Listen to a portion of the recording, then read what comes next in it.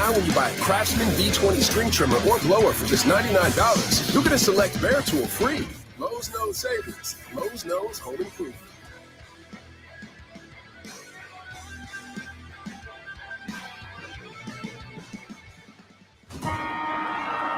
Jacob Albracht, Tommy Castor. This is Sports Daily on Wichita's #1 sports radio, 97.5 and 1240 KFH.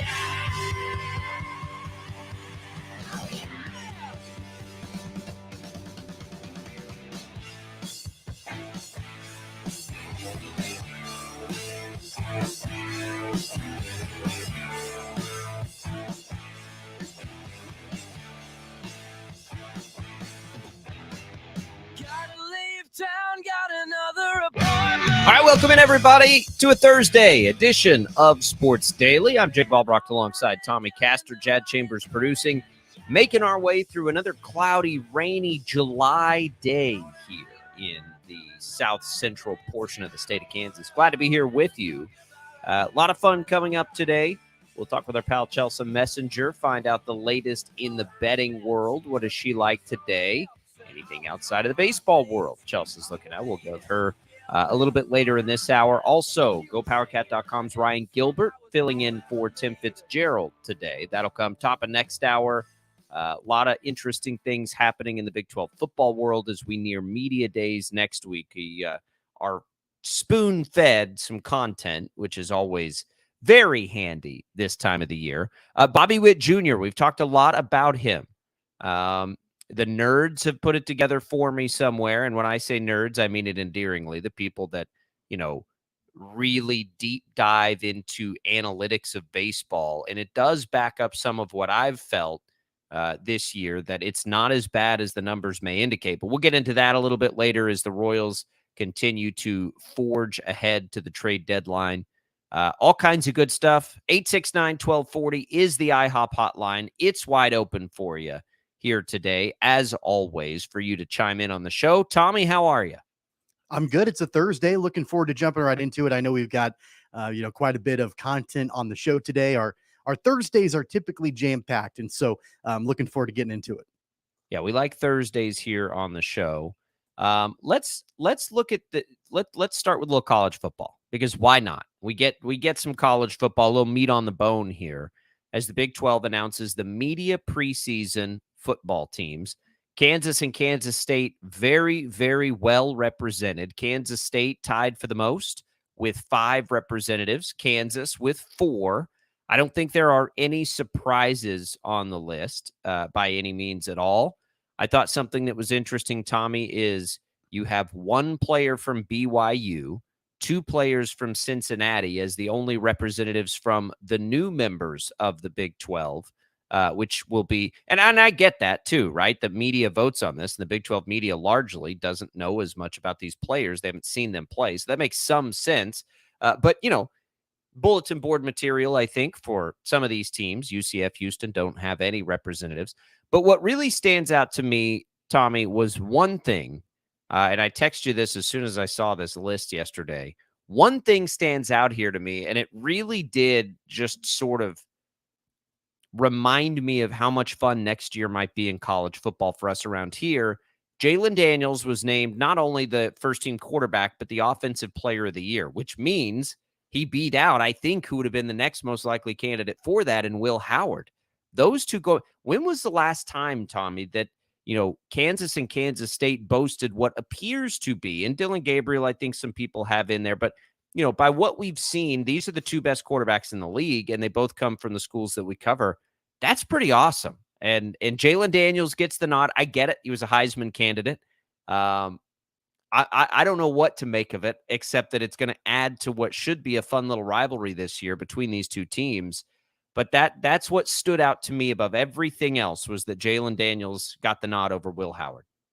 Yeah, I mean, probably the last time that something like this happened, you have to go back to when Todd Reesing was the quarterback at KU, 15, 16, 17 years ago. That's probably the last time that you had something like this. But I mean, let's be clear for a second, right at the outset of this.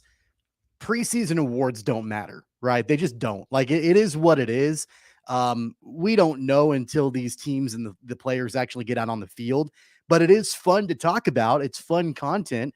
And to your point, it's fun bulletin board material.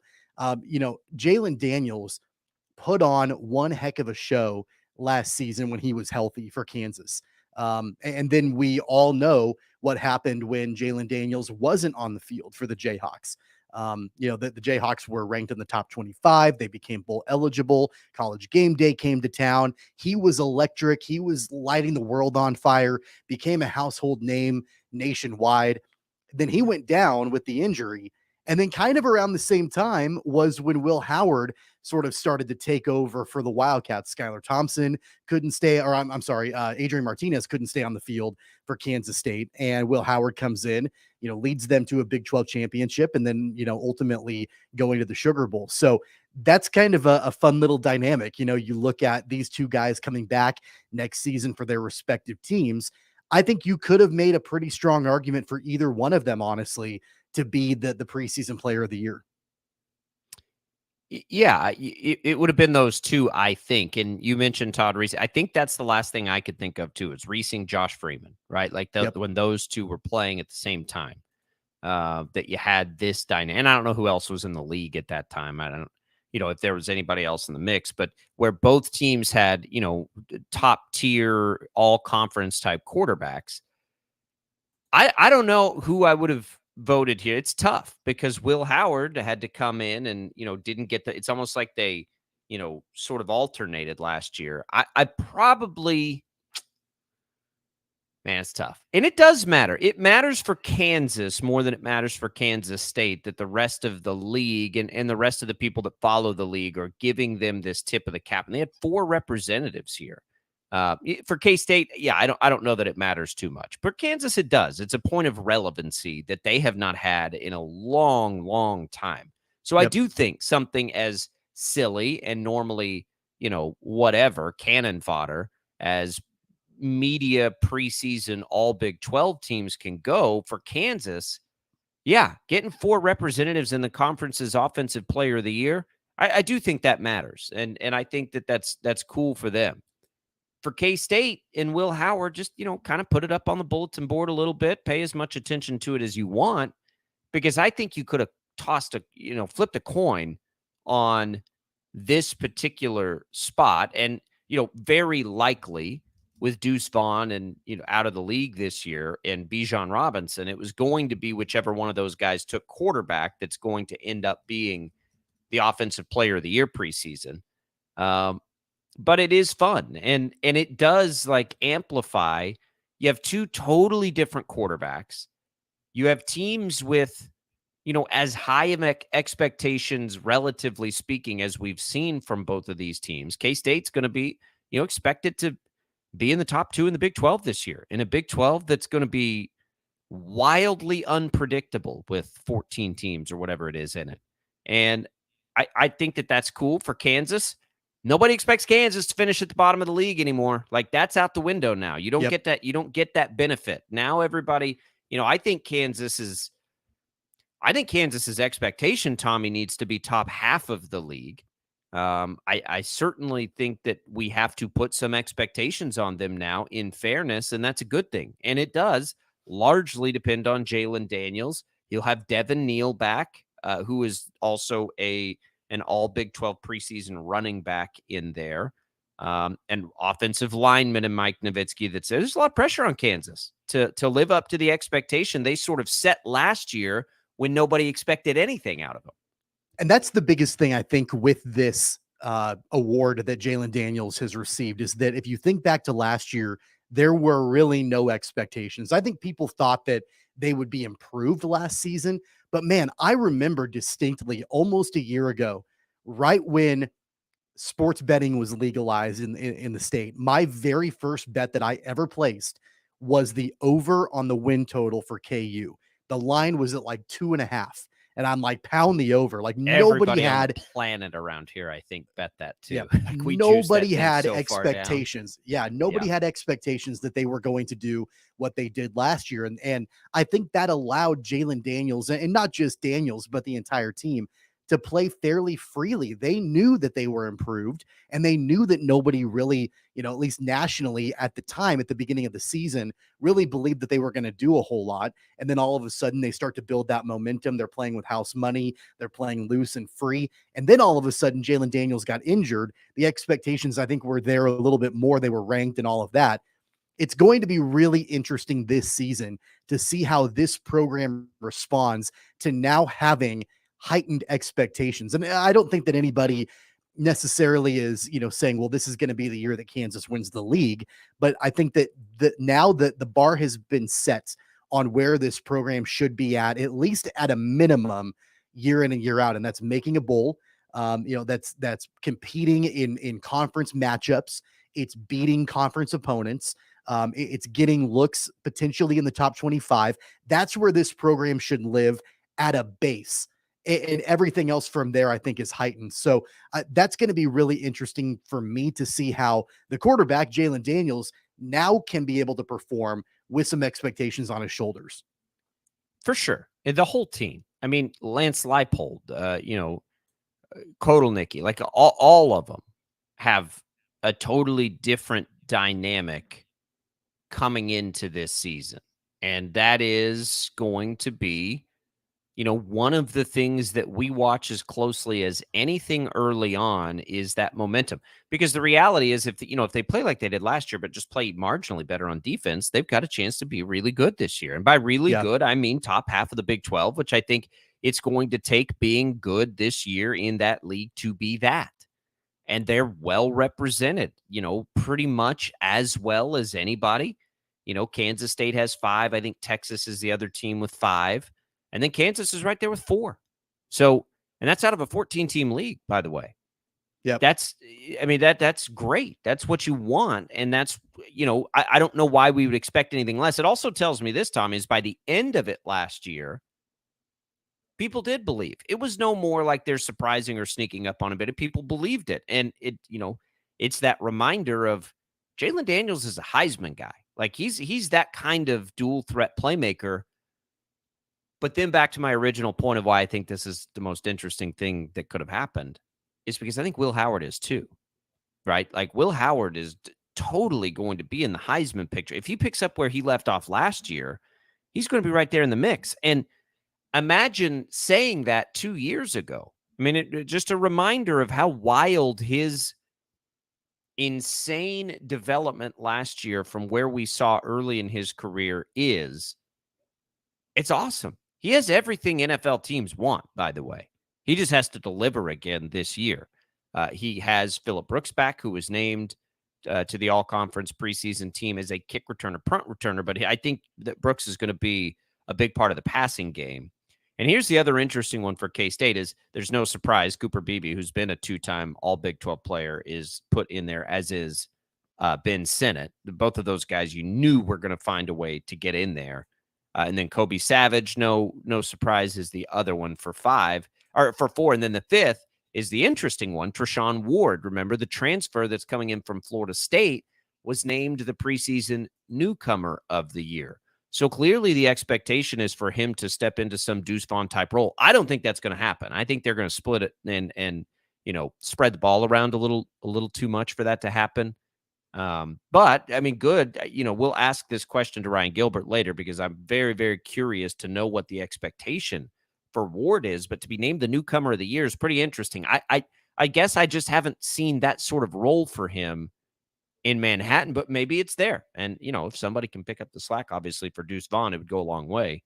But I think that's going to be more of a collective effort. But that was the way it was voted.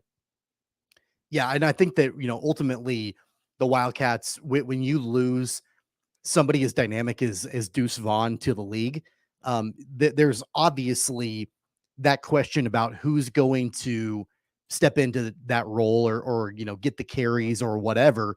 And I think that they can look at it, and I don't know exactly how Colin Klein is planning on, game planning this offense this upcoming season. That'll be a good question for Ryan Gilbert. Are they looking at relying on Ward? Are they looking at spreading the ball around? Is it more of a committee type thing? I do think that they've got playmakers clearly offensively. and in these skill player positions like Cooper Beebe and, Ben Sinnott has stepped up well in the last couple of years. And of course, they're being rewarded for that by being on the preseason, first team for the Big 12. So that's interesting to me. I don't know exactly, what that game plan is going to look like. Will Howard had the, I guess, luxury of having a guy as explosive and dynamic as Deuce Vaughn in the backfield with him throughout the season. So what will that look like this year? I don't know. I mean, I still worry the most about pass catchers for Kansas State. And that's the part that is unknown. I think their defense is going to be good. They return everybody on the offensive line. That's the thing. Yeah, maybe they lose Deuce Vaughn, but they get everybody back on the line. Yep. I think they have a talented group in the backfield. I do think that they're going to be able to play the way that, they'll want to play, which is still going to be relatively, not like Bill Snyder, but ball control is still king for them if they play good defense. And I think that they should, play good defense. And if that's the case, they're set up to be able to control the ball. But yeah, Will Howard's the ticket. And, Jalen Daniels, Will Howard becomes this storyline. And we're not like making this storyline up here. It just is a good reminder when you look at that, like, Jalen Daniels, not Will Howard, huh? Okay. Well, that's really interesting because I honestly, I don't have, it's a 1A, 1B thing. I don't have a call at which quarterback I think will be will have the better season, because I think they both have a great chance to both have great seasons. They'll look different. The seasons will look different. So it makes it a little more difficult. But it is fascinating. You've got the NFL prospect and Will Howard, and a guy that's, if he plays well again, could catapult and just fly up draft boards. And Jalen Daniels, who's not going to do that because of his size, right? 6 foot, 215. I mean, maybe he can. Maybe he could become an NFL, but he's not there yet. But he is a college football's dream, right? He is a dream college football player, an absolute game-changing type player in a couple of different ways every time he touches the ball. And that's cool too. Yeah. And I'm so excited for it. And you have a lot of similarities between the two players, not in the way that they play. I want to make that clear. They play completely different, but their storylines are kind of similar in the fact that, I would say that both programs understand, or at least should understand, that they've got these two quarterbacks for this year and this year only. And both of these quarterbacks have really, catapulted their respective programs up and elevated both of their programs up. And so now this season, it's strike while the iron is hot, while you have Jalen Daniels for KU and Will Howard for K-State. It's going to be a fascinating year. Can we get here? Can we get it here fast enough? They both open up in early September. We're less than 2 months away, everybody. Less than 2 months away. We get the preseason football team. By the way, the other KU representatives, I'm not sure if I mentioned. Yeah, I think I did. I think I got them all in there. But Kobe Savage and Kobe Bryant, 2 defensive players for each team, were the representatives there. TCU also has 4 players in, which is interesting. A lot of people are expecting them to make a major step back, but they're well represented on this list. I can't wait. Big 12. We get media days next week, which means we'll get all the polls and all the fun stuff to talk about there. 869-1240. The IHOP hotline is open for you here today. When we return, we're going to bring in our pal Chelsea Messenger, talk a little betting. What's out there on July 6th? We'll do more of that next on Sports Daily.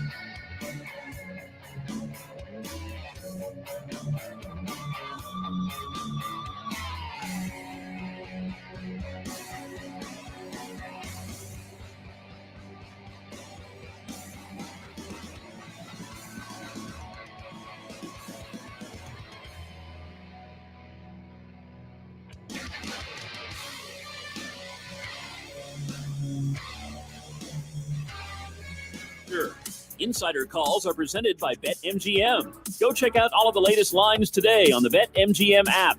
Also, be sure to check out the Daily Tip podcast for more of Chelsea Messenger analysis. Just search BetMGM wherever you find your podcasts. All right, welcome into Sports Daily. Welcome back in, and we welcome in Chelsea Messenger. Chelsea, how are you? Happy 4th of July. Did you survive it? Yes, I did. We had plenty of fireworks here in Nashville, but now it's the dog days of summer where it's really just baseball. And we do have the home run derby coming up, which, interestingly enough, we got a really good matchup in the first round. They just released the pairings, and they have Julio Rodriguez facing Pete Alonso in the first round. Those are the two guys I like to win it all, and now one's going to be sent packing after just the first round. I have to selfishly throw a bone here to Adolis Garcia just added. That dude's like, he's all jacked up and he'll be pumped up for it. I love the home run derby. I think of all the exhibition things like that happen in all the sports leagues, it's probably the best of all of them. I'm excited to bet it this year. I think we had it last year here in Kansas. I think we had just gotten, or we may have missed it. I don't recall. I think we were able to bet it, but it's fun, right? That's finally something where you can actually sink your teeth into it from a betting angle. It's pretty simple, right? Just pick a winner. Right. I think it is a little bit of a different game, though, than just picking out the big hitters, because MLB released the seedings, and it's wild to me who the top seeds are and who the bottom seeds are, because Luis Robert of the White Sox is the top seed, which is shocking to me. Like, he's having a great season, and I think he's probably one of the hottest hitters coming into this one. But it's not the same thing as hitting in-game home runs as opposed to home run derby. There is so much different of a strategy involved to where I think you're pretty close with Adolis Garcia, because I think you go with the guys who are big and strong and have the endurance to last throughout this competition, because it is a competition. It's not just hitting one home run in one at bat. So I think I would look towards the power hitters in this one. We know Pete Alonso has the formula down. He has competed in a lot of these home run derbies. That's why he's the favorite over at BetMGM. But I'd be looking at the guys who can really hit it a mile, because we're playing in Seattle, which is not a hitter-friendly park. So I'd be looking towards the big dogs in this one. Chelsea, anything else in All-Star Week that you get excited about from the betting world, the game itself, maybe the MLB draft, anything else happening next weekend that you're into on the betting world? I'll have to see what the total is posted on the All-Star game, but usually unders are a pretty solid play in the All-Star game, because think about the pitchers they'll be using. And I think what sucks about this year is that some of the big stars won't be playing. Aaron Judge is on the injured list. Mike Trout just broke his hand. Ohtani is dealing with some sort of blister. Maybe he gets an at-bat or two, but probably won't be full steam. But usually the under is worth a play. But I know the All-Star game isn't playing for anything anymore, if I am not mistaken. Like, it used to be home field advantage in the World Series. But there's still definitely a lot of pride at play. It's not like the NBA All-Star game where, there's no defense and it's just like, a pickup game. Like, these guys are actually playing a solid game of baseball. So I am looking forward to it. All right, let's look at, I suppose, today's betting. Chelsea, what are your plays or some of your favorite? Give us a couple here as we're looking on July 6th to, let's be honest, we're all just trying to bridge the gap until football season here. Oh, yes. There are a couple plays I like today. I'm going to go with the Guardians Royals first 5 under 5. I know the running joke about Jordan Miles is that it's been tough for him to get wins this year. What is he, 1-13 or something? Maybe that's not his record, but that's the record the Royals have when he is pitching. I know it's two separate things. But still, he hasn't been that terrible. And plus, these are two of the worst run-scoring offenses in the first 5 innings. Guess who is dead last? That would be Kansas City. Guess who's second to last? That would be Cleveland. So if there's any time for these two pitchers to have a solid matchup, it is here. We get a nice, healthy 5 in the first 5 innings. So I will go that route.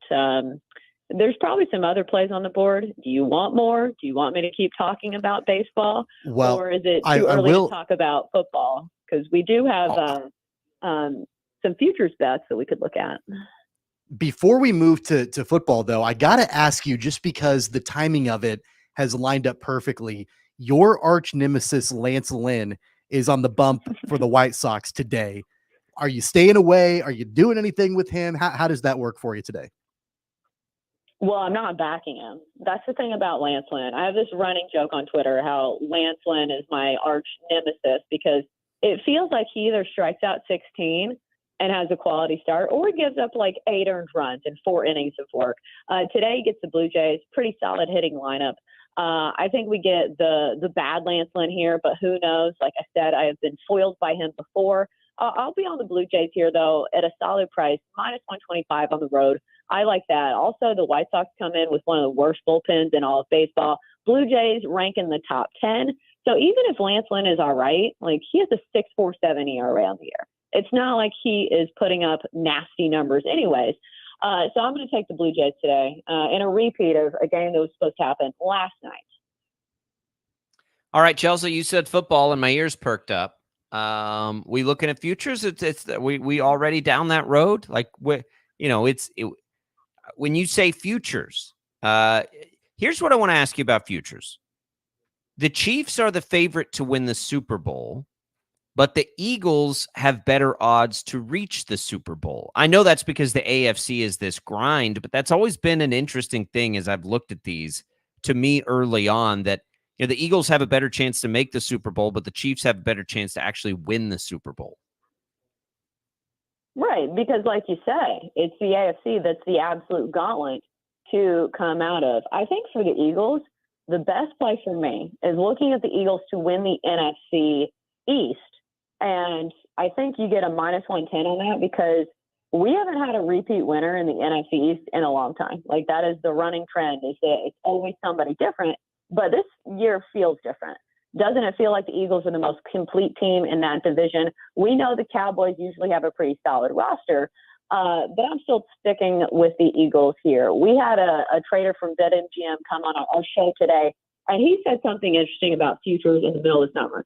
This is actually when the sharps start betting on these futures. So keep your eye on some of these numbers, like maybe screenshot it and see how it moves as the offseason progresses, because you will be able to tell which teams are getting some action and which teams are being faded. He said some of the teams that you wouldn't expect that are getting some sharp action.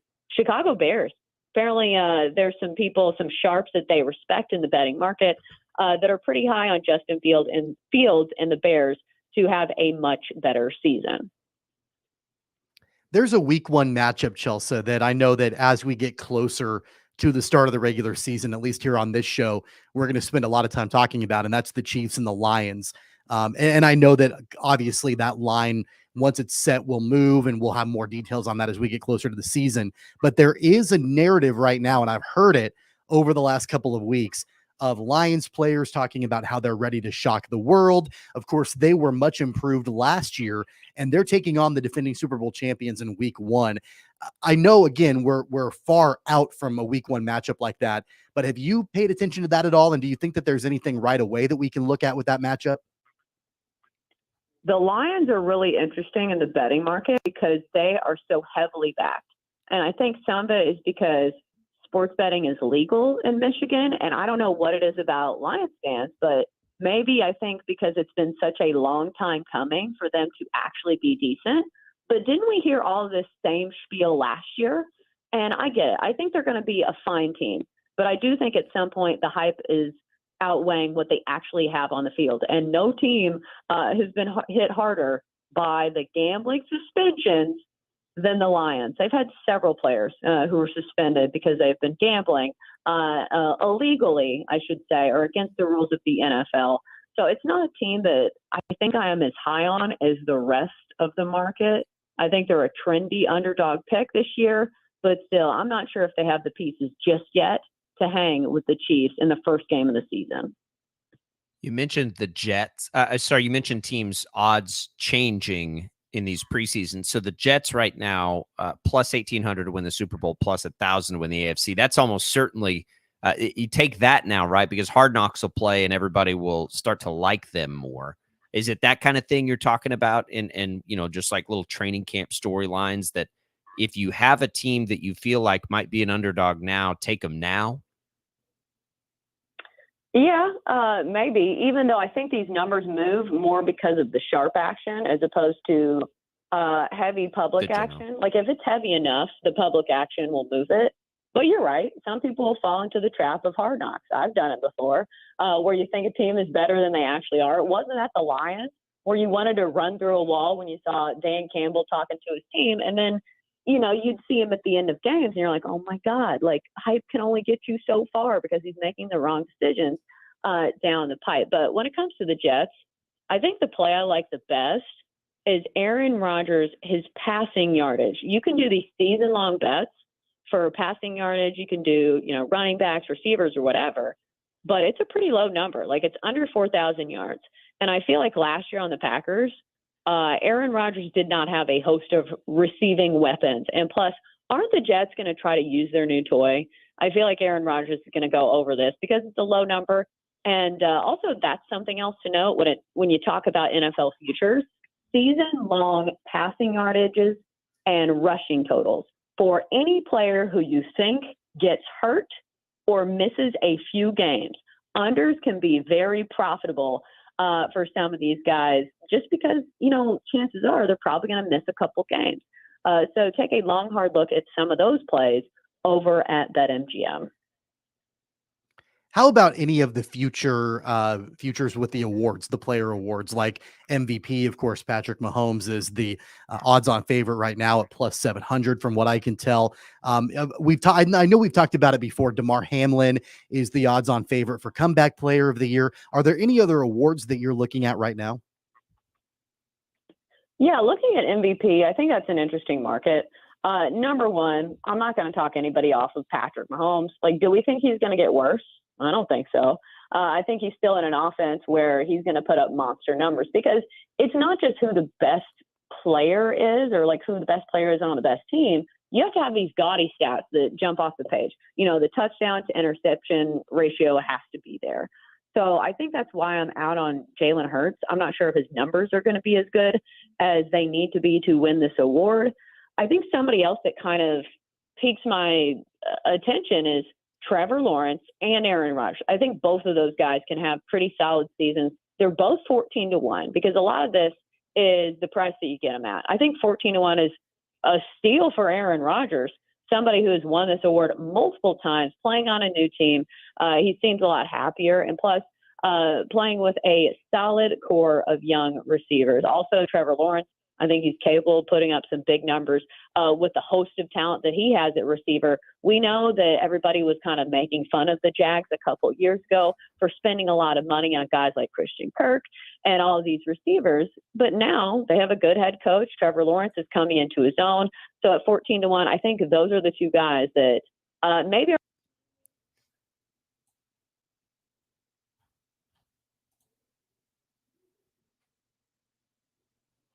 I think we may have lost Chelsea there just right at the end. So good bets there, Trevor Lawrence. I like Joe Burrow, but his odds are the same as Patrick Mahomes, Tommy. The only other thing, and that we appreciate Chelsea there, and we'll get her next week. We were just about done there anyway, so no big deal. I see Tommy on there as I'm just looking at these futures. As I look at division winners and like the odds to win it, the Buccaneers are the longest odds to win the NFC South. I know it's Baker Mayfield, but that seems a little wild to me. Well, I don't think anybody's really high on, his I know, but are you to really be able high to on lead the them to Falcons or the Panthers right now? No, I don't think so. I mean, I think that the fact that basically with any team that you pick in that division, you're going to get plus money. So I would rather I guess maybe the safest bet would be the Saints. You're still getting plus money from them, though. Yeah, but plus so I do 125, like that. like it's pretty brutal. Like I'm not I get confident it, enough in them. There aren't a lot. I mean, there's maybe two other divisions where you're actually getting plus money on the favorite. You're getting plus money on the Bengals, the Bills, the Lions.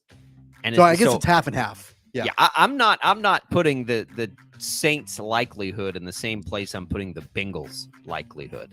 I guess I'll say. I just saw plus 750 for the Bucs. Like, their roster's still good. Bake just has to. I mean, I don't know. Bake's got to do what Bake hasn't done in the last few years. That's the big question mark. But he doesn't have to be a hero there, I guess, is my point. Like, he doesn't have to, like, carry things. I don't know. I'm not, listen, everybody. I'm not advocating betting the Buccaneers to win the South. I'm just saying that stood out to me as like, that seems like that's maybe a little long.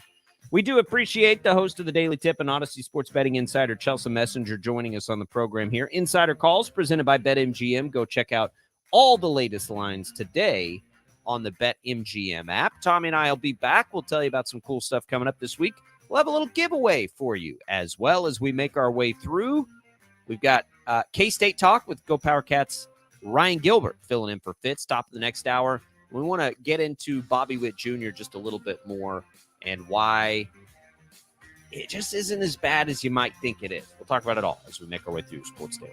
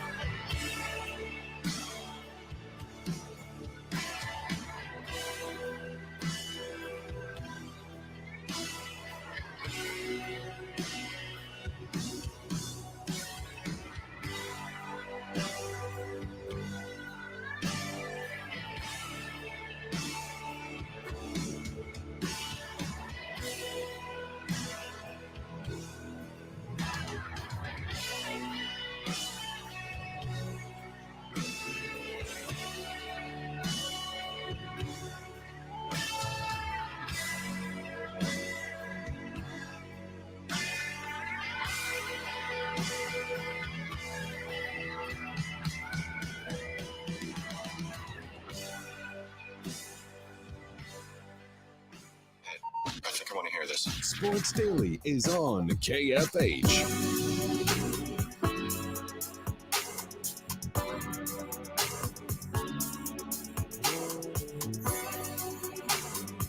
Odyssey and KEYN bring you Concerts in the Park, sponsored by IHOP. Free live music Friday from 8 to 10 in Andover Central Park at the Capitol Federal Amphitheater, 1607 East Central Avenue in Andover. This Friday, it is Lucky People. Bring your lawn chairs, blankets, extra cash for the food trucks. No coolers allowed. Those gates will open up at 6:30. That concert series continues. Happy for us to be a part of that. Tommy, let's give something away here, by the way. Mission Impossible. Have you heard of it? Have you ever heard of Mission Impossible? Well, there's a new movie coming. I think you know what you're getting. High quality entertainment. Dead Reckoning Part 1's coming to Boulevard Theaters here in Wichita. And we're going to get you a chance to check it out a day early. Pair of tickets for a special screening 1 week from today on July 13th, 7 o'clock, Boulevard Theaters at Town West. We'll give a pair of tickets away to our first caller here as we make our way toward the end of hour number one on the IHOP hotline, 869-1240. Jad will get us a winner. Tommy, you Mission Impossible guy?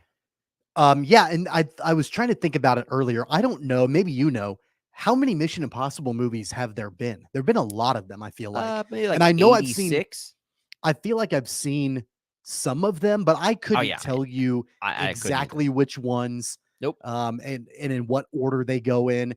But they're fun. I couldn't even tell you what is Tom Cruise's character's name? Like, who is the main Mission Impossible guy? I Don't know. I just always don't sort have of an picture idea. it as Tom Cruise, right? Like, I don't know what his character It's name like is. And actually Tom Cruise. yeah, I don't going know on these these. missions. I don't know any of the I don't remember any. I just know that anytime like I've tuned into one, it's like, yeah, that's a really good movie. It's like James Bond, except we sort of know the James Bond. Well, one, we know James Bond, right? And what is his assistant, Penny or something? Like, we kind of know James Bond and a little bit of the characters, but I feel like we don't know any of that for Mission Impossible.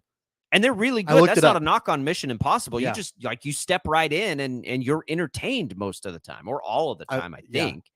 I looked it up. Ethan Hunt is the lead character's name. Yeah, that I does wouldn't nothing have for known me. that. It's funny because, like, to your point, I've seen several of the Mission Impossible movies. I couldn't remember his name until I looked it up. I don't remember his name when you say it out loud. Like, if we were playing Who Wants to Be a Millionaire and there were 4 names that came up, I don't know that I would get that. And I'm with you. I bet I've seen, I don't know. I bet I've seen like 5 of them over my lifetime. Right. In this particular series with Tom Cruise, there will end up, unless they end up doing more after the fact, there are 8 films scheduled in the Mission Impossible series. So the one that's coming out this month is part 7. Then there will be a part 8 coming in 2024. Ooh. So this is a big time movie we're setting somebody up here with. Yeah. And historic, maybe. Dead Reckoning. I don't know what it is. There's all of those. There's those movies you can step in and you're going to be entertained. That's what is the it's not Nicolas Cage. It's Keanu Reeves. Isn't he in like a action movie series that everybody loves now? Like, I saw the first one. What is it? John Wick? Yeah, John Wick. Everybody's all about John Wick. I saw the first one. It was good, but it's the same thing. Everyone's like, you can just sort of watch them and it's just, old school.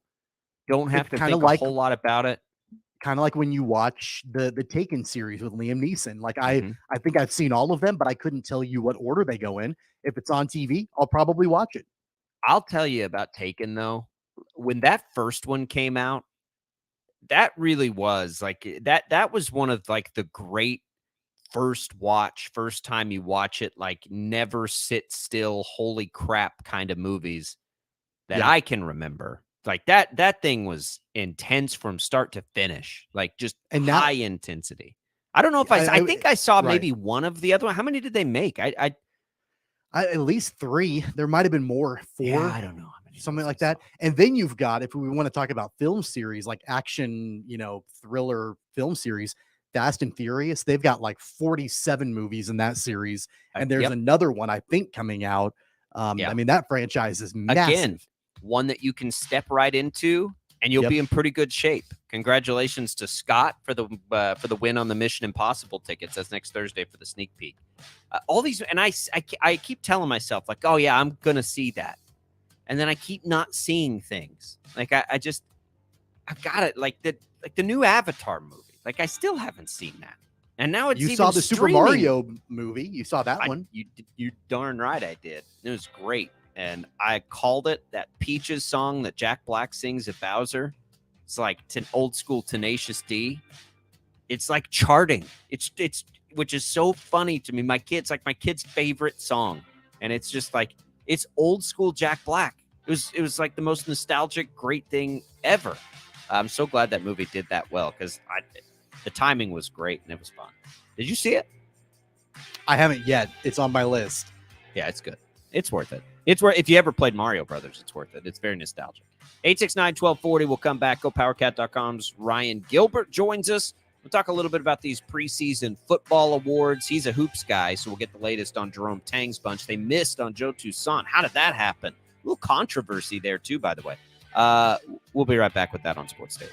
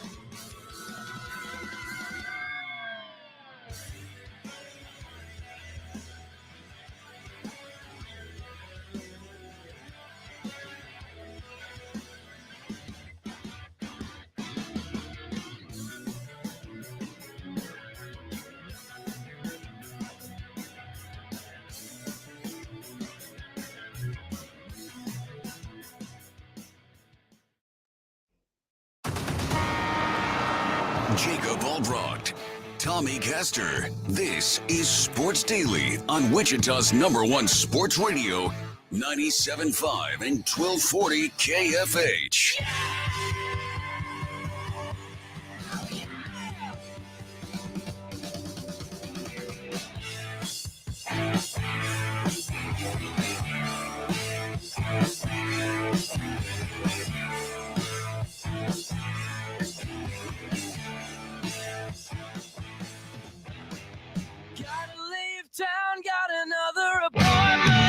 All right, welcome back in, everybody. It is Sports Daily. I'm Jacob Albracht alongside Tommy Castor. Jad Chambers producing for us here on the show. The IHOP hotline will open back up in just a bit, 869-1240. But right now, that IHOP hotline is bringing us Ryan Gilbert at GoPowerCat.com, filling in for Fitz for our weekly K-State Insider visit. Ryan, welcome into the program. How are you, man? I'm doing good, guys. Thank you so much for having me. Good timing. We get the preseason football polls. I know you've been neck deep in hoops, but The timing of a preseason football poll is ripe. And what jumps out right to me right off the top on this is it's Jalen Daniels over Will Howard at the quarterback spot and at the offensive player of the year spot, and how much fun this is going to be between these two schools, finally both relevant for the first time in a long time. But what did you make of that, Daniels over Howard, in that poll? When you first look at it, I think it's a little surprising just to see Daniels there and maybe even anybody from KU there. But the more you sit back and look at it, there's no clear-cut, bona fide number one player in the Big 12. It was kind of an open spot for the taking. And so, I'm sure most people may be a little surprised to see Daniels there. I know a lot of K-Staters would have liked to see Will Howard, but I think the draw to Daniels is just the fact that he didn't play a full season last year. Maybe we haven't seen his full potential, what he really can be as a quarterback. And so maybe that's why Daniels maybe landed that spot. Obviously, the argument there for Will Howard is that he took over a team midway through and led them to a Big 12 championship. Obviously, the Sugar Bowl outcome wasn't the way they wanted it to go, but you look at what Will Howard did for the last half of last season, there's that argument. But you got to remember that, just 365 days ago, Will Howard was a backup behind Adrian Martinez. And so he really did come out of nowhere, it seems like, last year. And so maybe there's still some people that are just maybe a little bit skeptical on Will Howard. I think he'll have a phenomenal season, but I guess there still is something to prove. Ryan, we discussed it in the last hour about Treshaun Ward being named the preseason newcomer of the year and just what his role might look like this season under Colin Klein's offense. Considering they don't have Deuce Vaughn anymore, do you think that his usage will be similar to what we saw from Deuce Vaughn last season, or are they going to try to do some different things involving him and other members of the offense?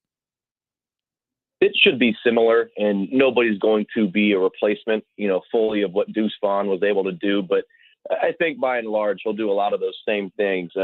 Maybe a little bit less of the gadget plays that we saw with Deuce Vaughn, but absolutely he's going to be the focal point of that running game for K-State. And I think a lot of Treshaun Ward's, I think a lot of what he does kind of depends on what DJ Giddens, the backup running back, does or does not do. That's a player that really came up the last half of last season. He started to play some really good football running it for K-State.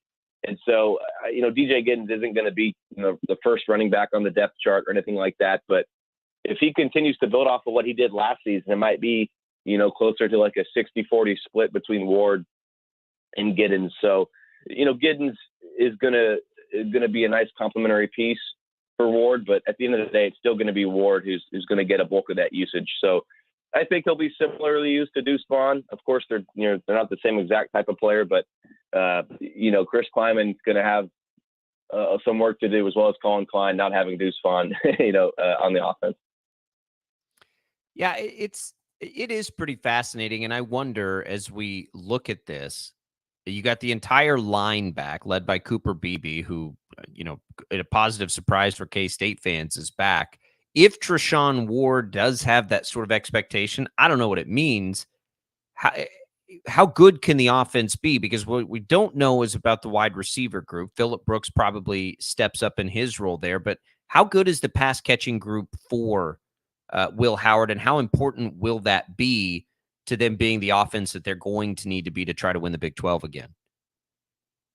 You're only as strong as your weakest link, right? So it doesn't matter the superstar that you have on your team, on offense specifically. If you have some weak spots on there, those are going to get exposed in the Big 12. And you mentioned the offensive line, everybody coming back. That's a really good, sort of nucleus just for that group on that side of the football.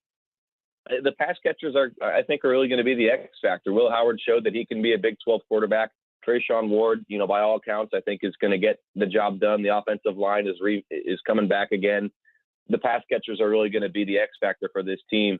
And Ben Sinnott, that's a guy that I wouldn't say is going under the radar. I think a lot of people have figured out how important he's going to be. But him and Will Howard have a really good connection. You mentioned Phillip Brooks. He's going to have to take a step forward with Malik Knowles gone. out of that offense. And of course, Deuce Vaughn, the catalyst, not being there anymore.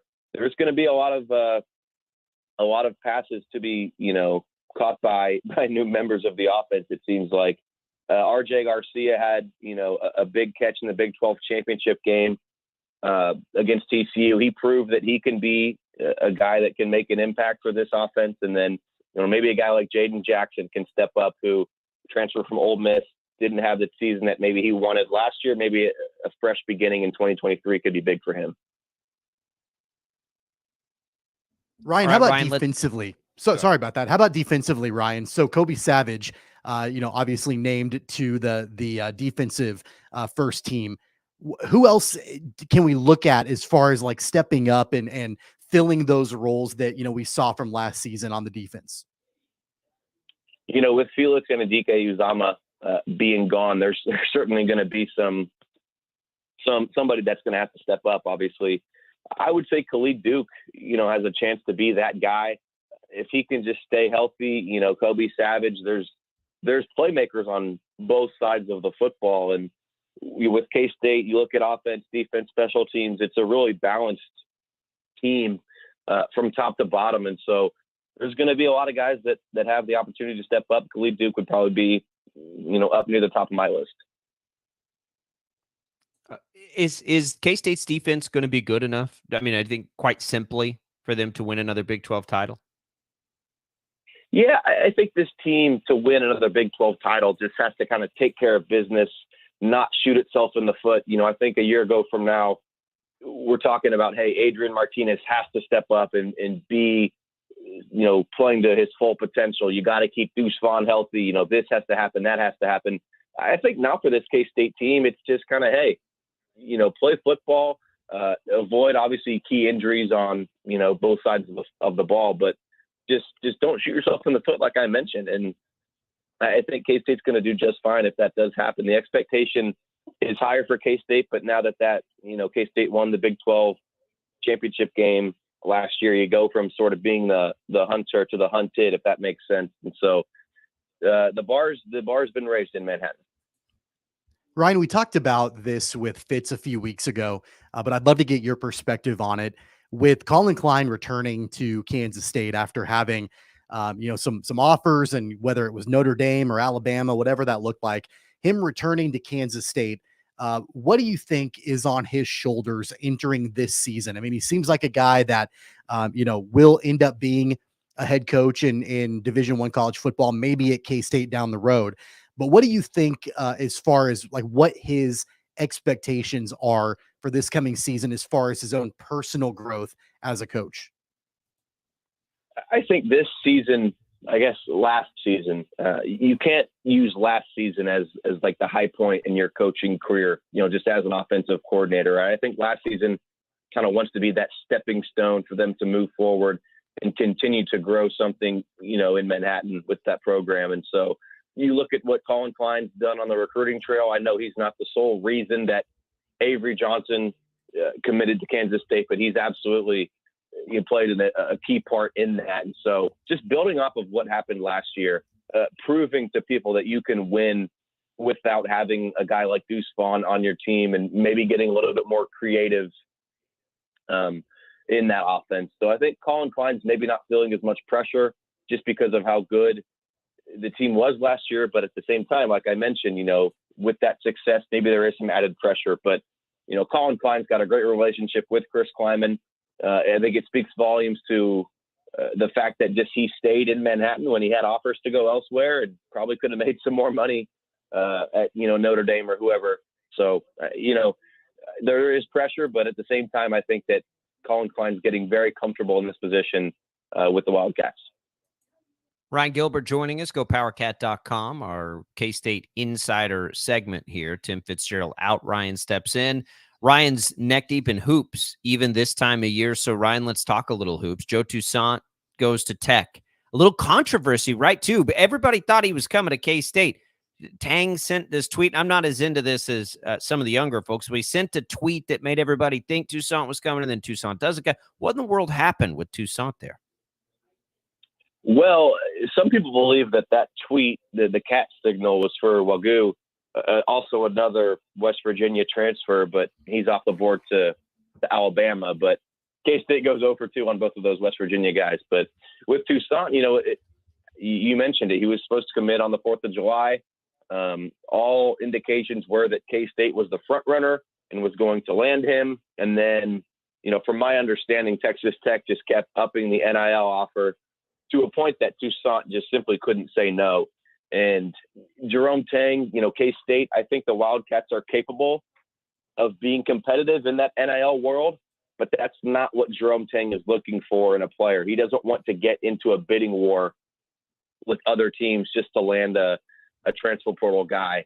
I think what Jerome Tang built in year one at K-State, obviously going to the Elite Eight, but just you look at the locker room, the culture, the atmosphere, everything that Jerome Tang has built. I don't think he wants to sacrifice that with guys that I don't want to say solely come for NIL purposes, but if that's that much of an impact, I don't think Jerome Tang wants much to do with that. And so Texas Tech kept upping the NIL offer, and I think Jerome Tang said, "Hey, I've had enough of this." And so Toussaint goes to Texas Tech. Like I said, Wagoo goes to Bama.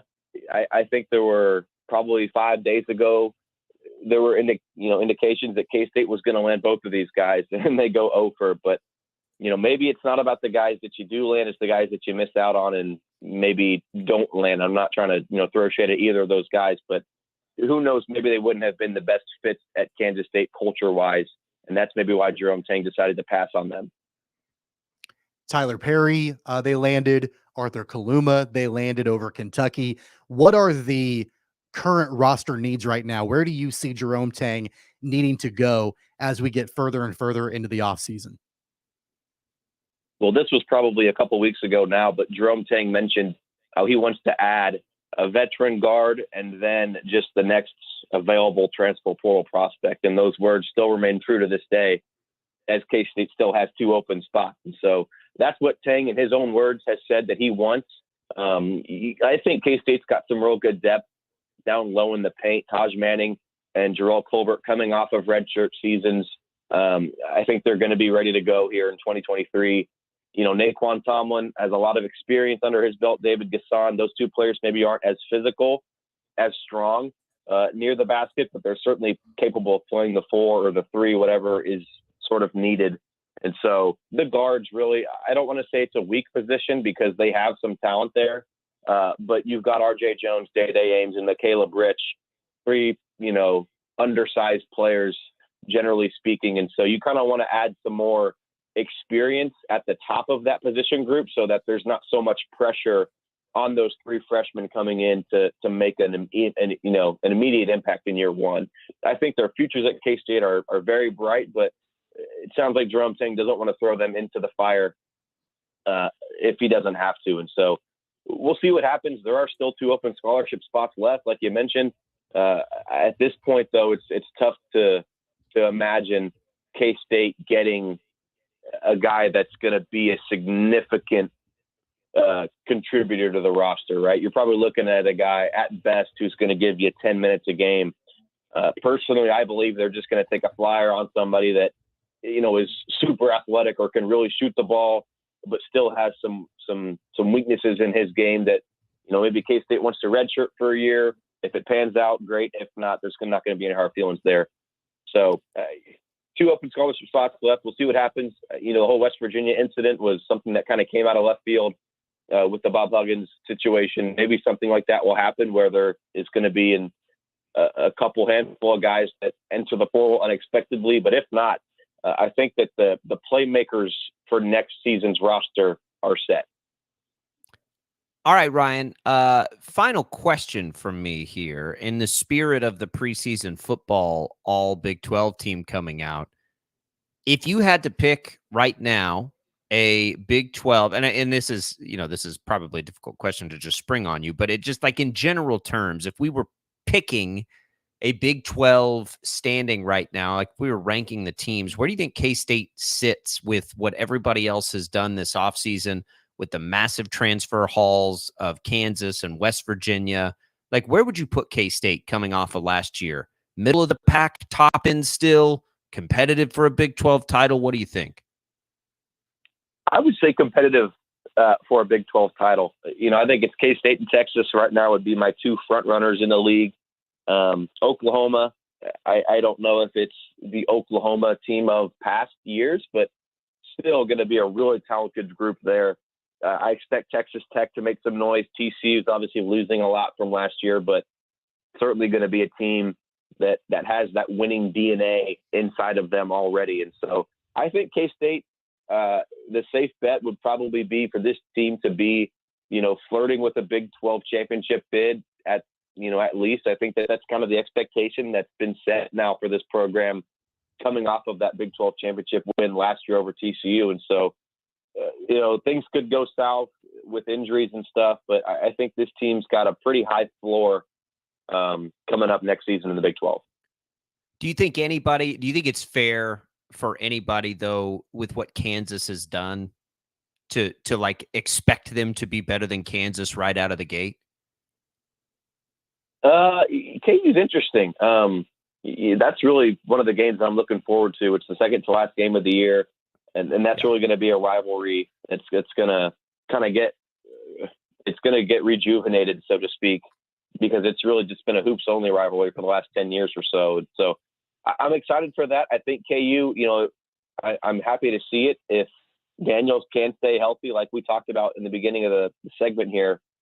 That's going to be a team that I guess I'd be remiss for not mentioning in those teams that can be competitive. I think KU is absolutely going to be a competitive team. I don't know if I'll go as far as say that, that's a team that can go compete for a Big 12 top championship. Half, right?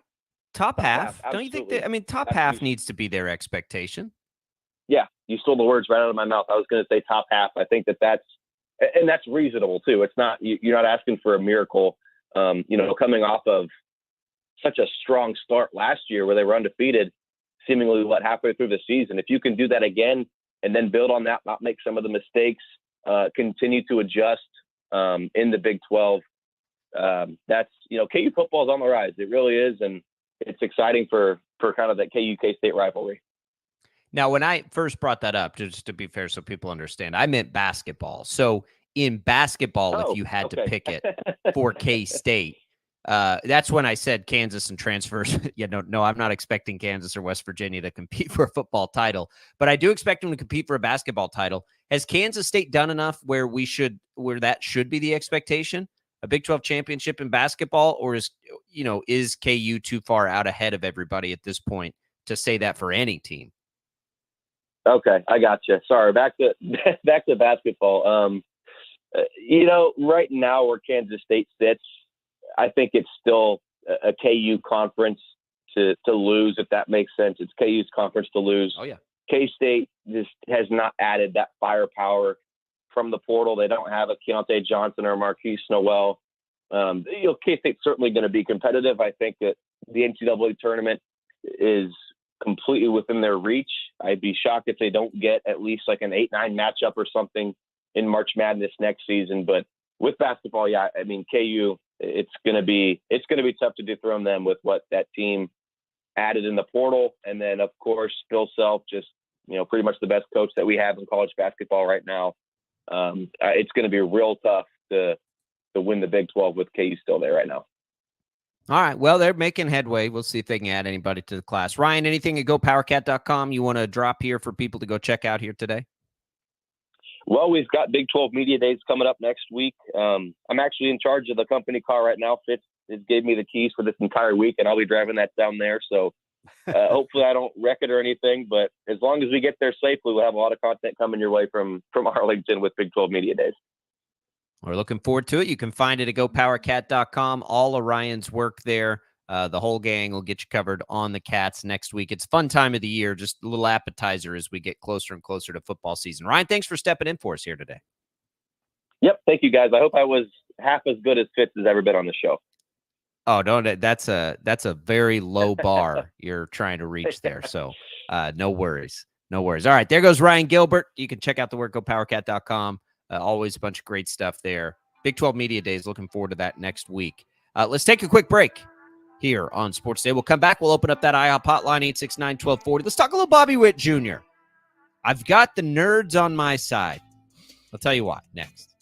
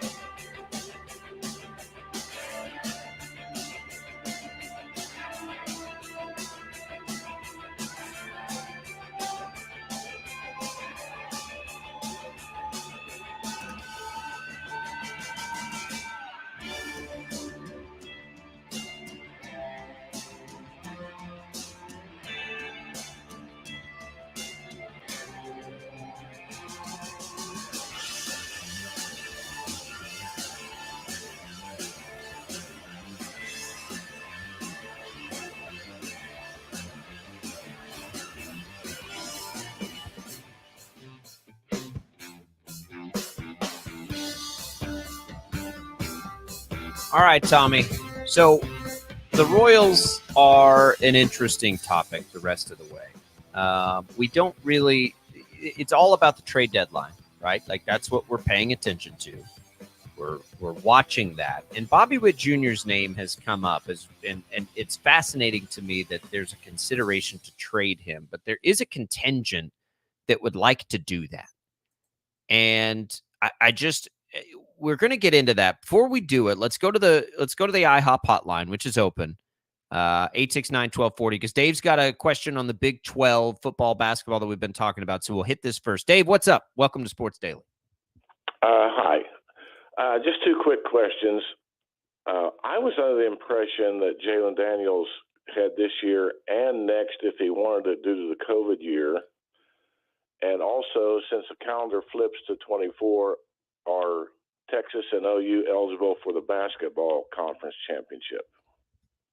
Yes, they'll finish this season in basketball and then I believe make the switch in the summertime. Is that right, Tommy? They'll get one more basketball season, and then and that's it. And then for football with Jalen Daniels, I'm going to be perfectly honest with you here, Dave. The COVID eligibility and who's used it and who still has it and all of that is like a mind-numbing exercise for me. I don't know. Like he comes in and has played as a junior, right? Like he was a junior last year, like technically a junior. He'll technically be a senior this year, but that would mean he was a freshman during the COVID year. I know he started a handful of games in 2020. He played in that COVID in 7 year. of 9 that year. Yeah, so I don't know. I would think that this is his final year, but I don't know that for sure.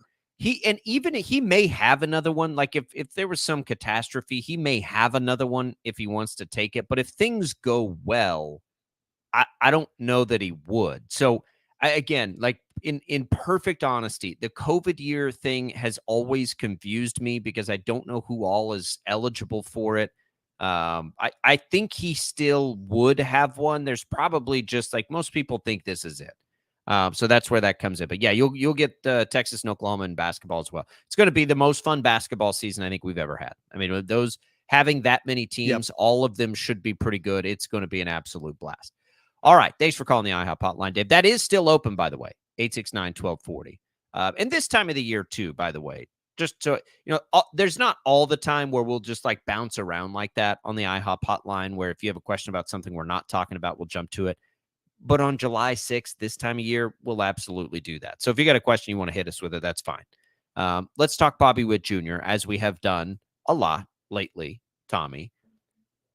There's this perception to trade him because he's having a down year. I sent you this, and, you know, I say nerds endearingly, right? Like I mean this because I don't have time to fully buy into and research and care about all the analytics of baseball. A younger me, right, would be all in on this stuff. Like this, it's the next generation. It's the next one. Now I rely on other people because I just don't have time for things like barrel rate and hard hit contact and launch angle and whatever.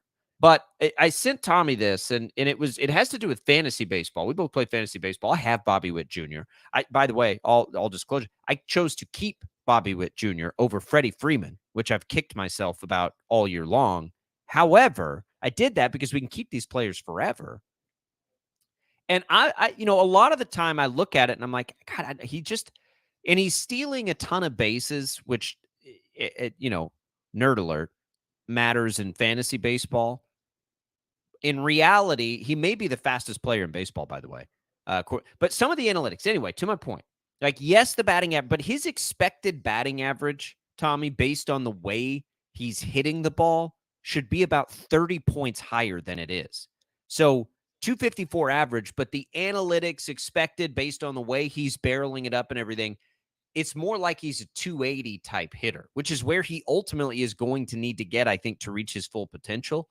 So the point of this was, and this was like in fantasy baseball, like trade for him now because it's not as bad as it seems when you really dig into the numbers. Plays for a terrible team, has been a bit unlucky right? Which, in the law of averages doesn't typically happen. And in the law of averages, he should be outperforming some of those more baseline stats.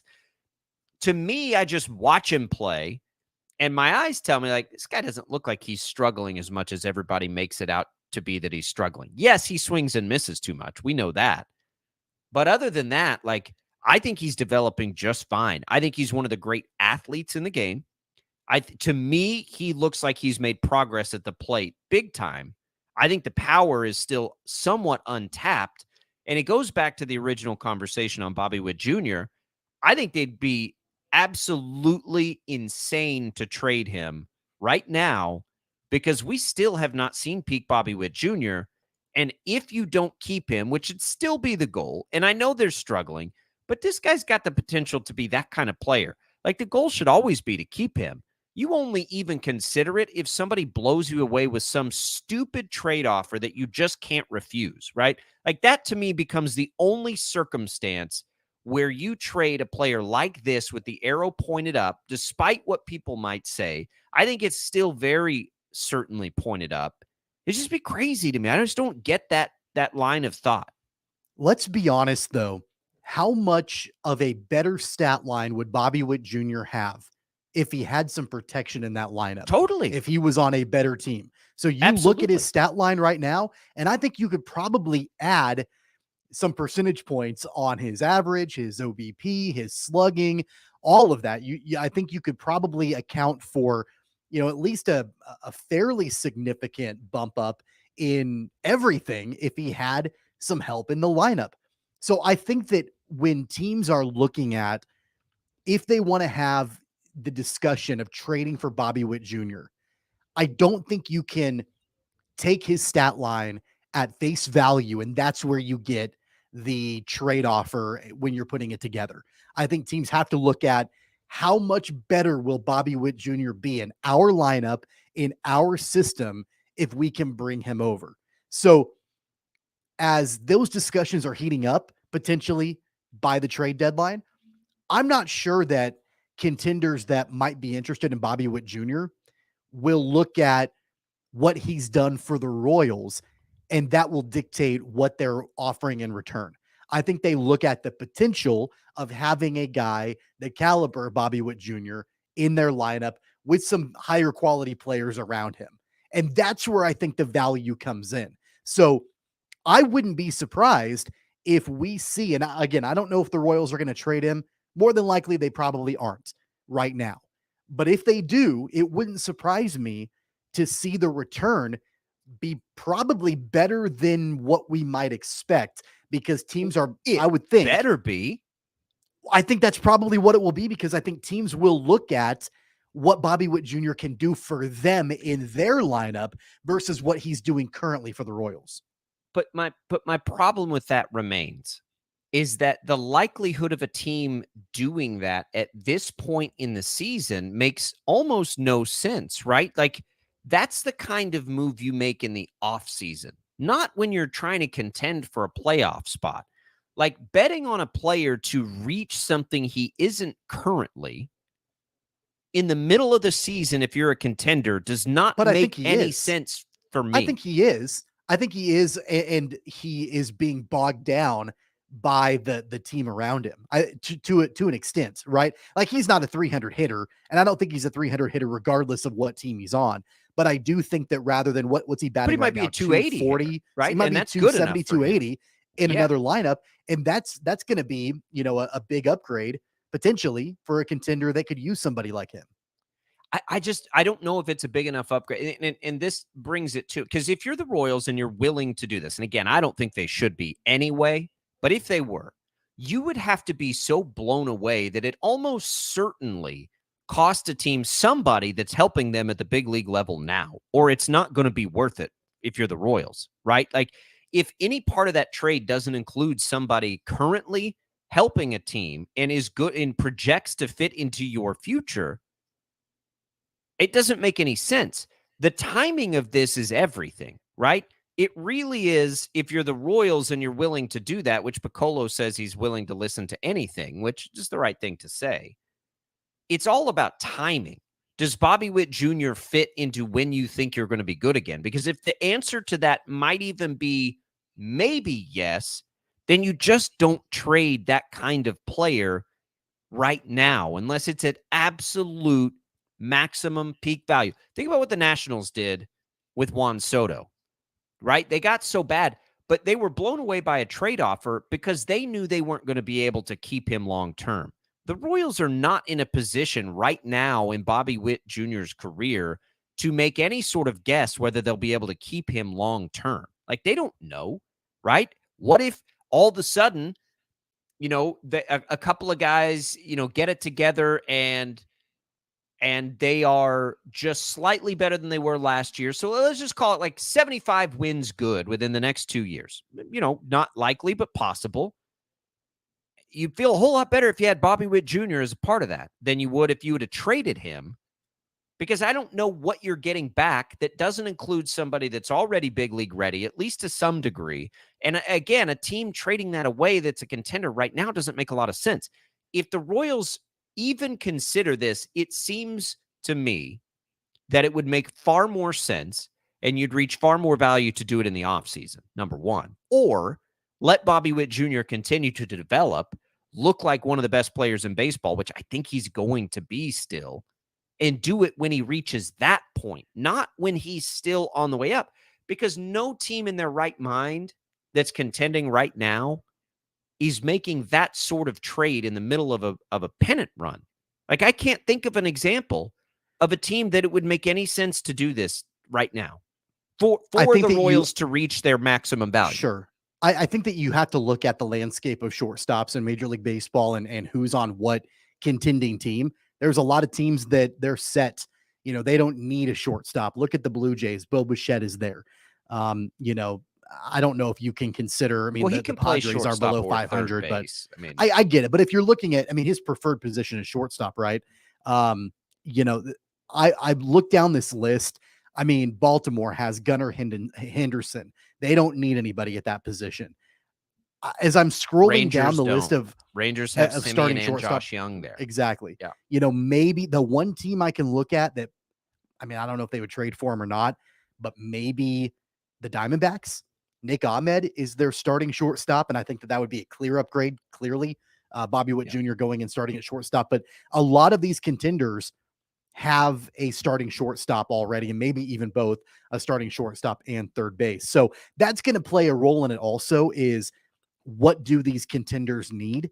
And, we talked about the Rangers yesterday, and there are a lot of teams that are like the Rangers where really their need is bullpen or starting pitching. It's not necessarily shortstop or third base. So, and that's going to play not one that isn't, that you're still projecting, right? Like right. It's not like he's a proven commodity coming in. The Royals would be insane to trade him based on his value right now. If you trade him, you're trading him based on his value of what he might be 2-3 years from now.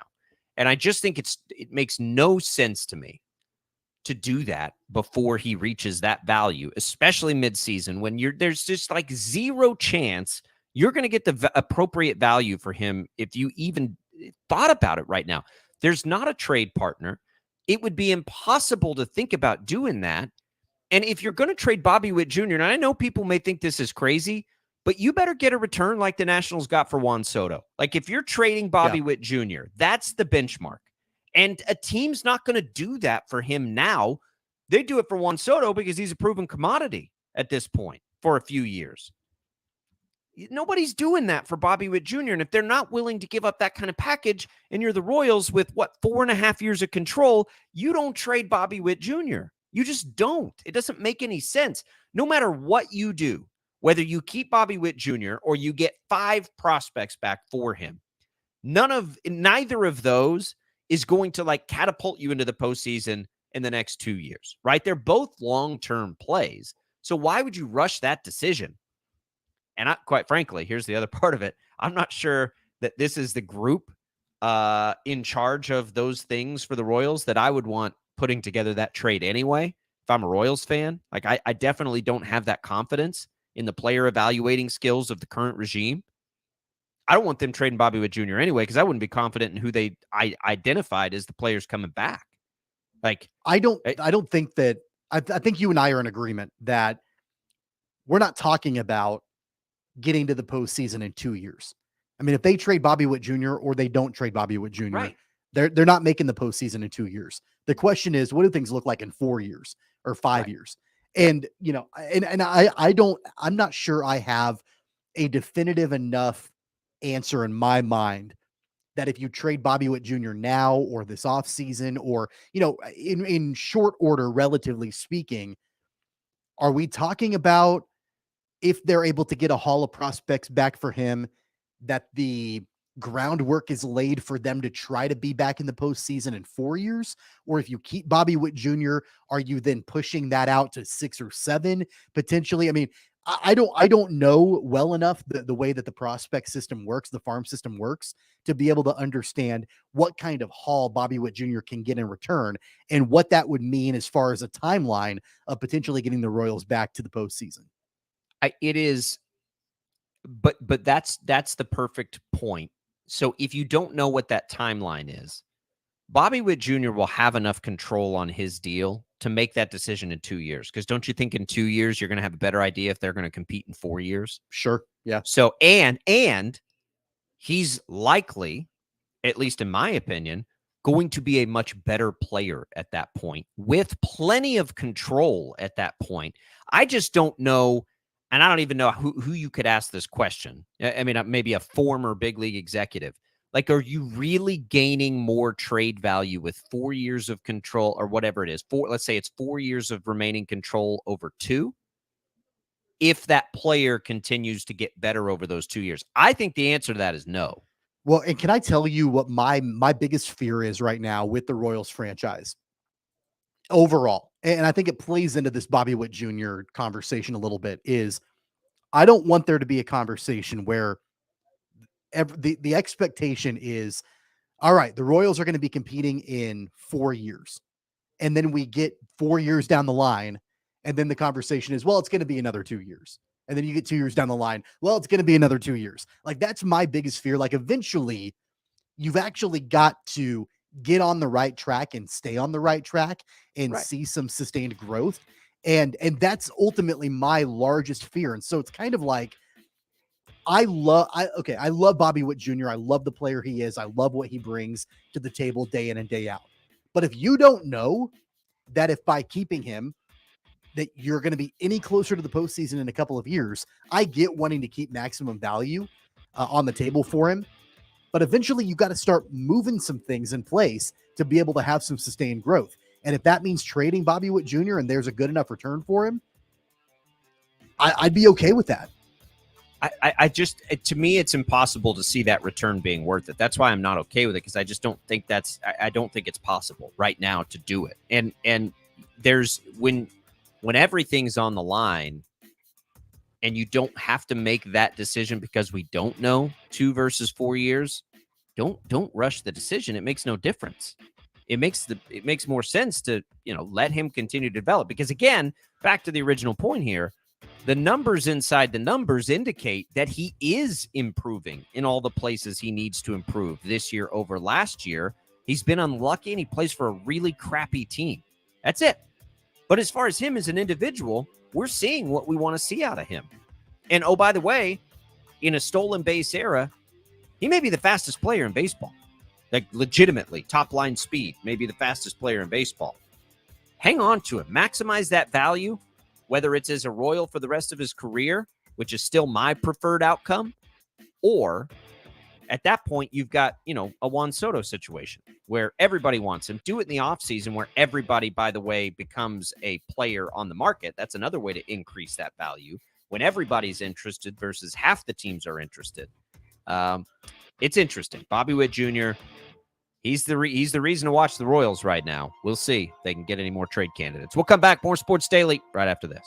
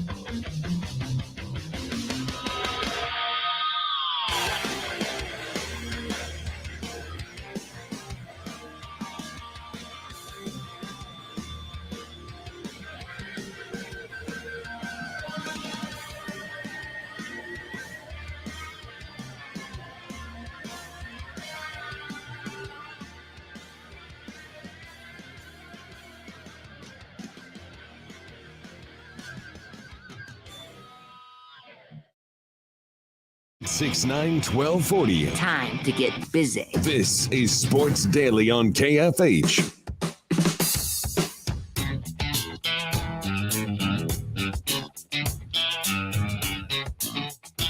All right, welcome back, everybody. Sports Daily. Albracht and Castor making our way through this Thursday edition. Appreciation to Chelsea Messenger, Ryan Gilbert, for joining us on the program today. Talk a little betting, talk a little K-State. You can go back and listen to those for free on the Odyssey app.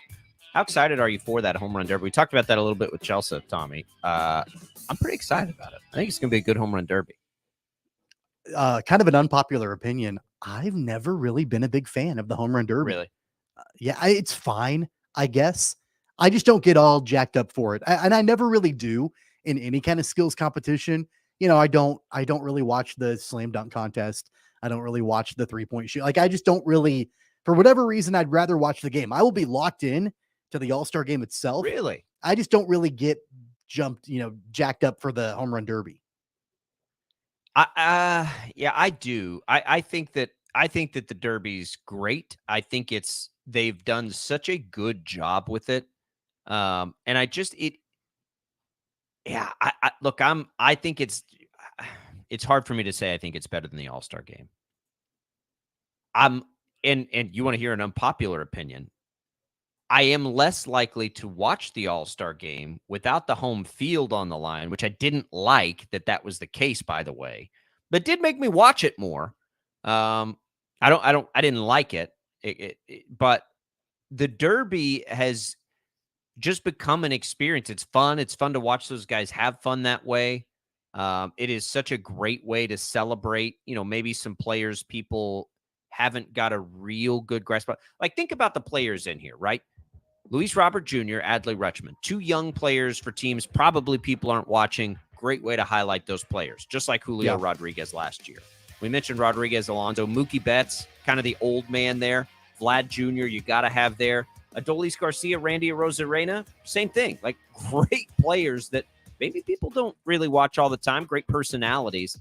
I love the Derby. We're coming up on that All-Star. We'll have more on that as we make our way, get closer to the All-Star game. It's Albracht and Castor. We'll come back, wrap it up right after this.